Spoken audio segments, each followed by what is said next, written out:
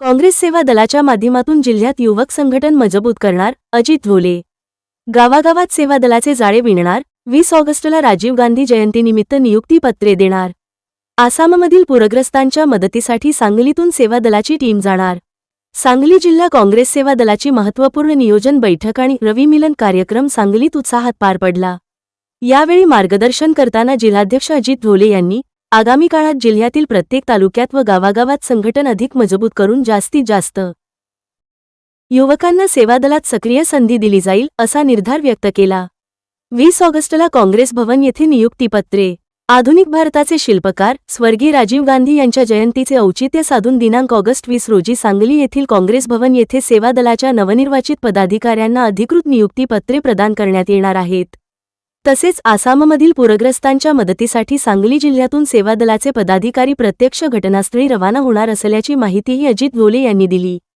शेतकरी, महिला व व्यापाऱ्यांच्या प्रश्नांवर आक्रमक लढा, पैगंबर शेख. यावेळी प्रदेश संघटक पैगंबर शेख यांनी सेवा दलाच्या कामगिरीचा गौरव केला. अखिल भारतीय काँग्रेस सेवा दलाचे अध्यक्ष श्रीनिवासन बीव्ही यांच्या नेतृत्वाखाली आता युवक, शेतकरी, छोटे व्यापारी व महिलांच्या विविध समस्यांवर आक्रमकपणे काम केले जाईल. पक्षाचा पाया मजबूत करण्यासाठी प्रत्येक गावात सेवा दल उभे केले जाईल असे ते म्हणाले.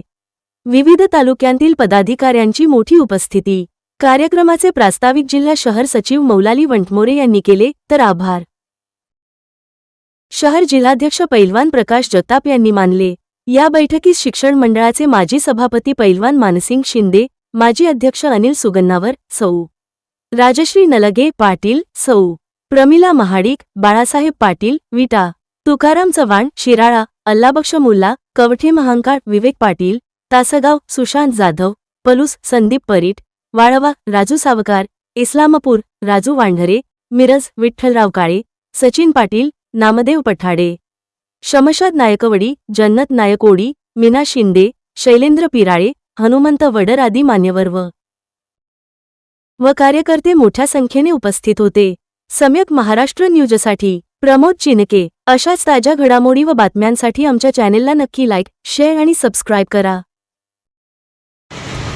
आज सांगली जिल्हा काँग्रेस सेवा दलाची महत्त्वाची बैठक झाली. त्यामध्ये असं ठरवण्यात आले की राजीव गांधी जयंतीनिमित्त आपण मोठा कार्यक्रम घ्यायचा ठरलेला आहे. आणि त्यामध्ये जसं राजीव गांधींनी युवकांना संधी दिली की जे 21 वयोगटातील युवक होते त्यांना 18 वयाच्या मतदानाची संधी देण्यात आली. त्याच पद्धतीनं सेवा दलामध्ये सुद्धा एक ब्रिगेड निर्माण केले. राहुल गांधींच्या नेतृत्वाखाली सेवा दलामध्ये यंग ब्रिगेड निर्माण केलेला आहे. आणि त्या यंग ब्रिगेडप्रमाणेच सेवा दलामध्ये युवकांना जास्तीत जास्त संधी देण्याचा आम्ही सांगली जिल्ह्याच्या सेवा दलाच्या या बैठकीत निर्णय घेतलेला आहे.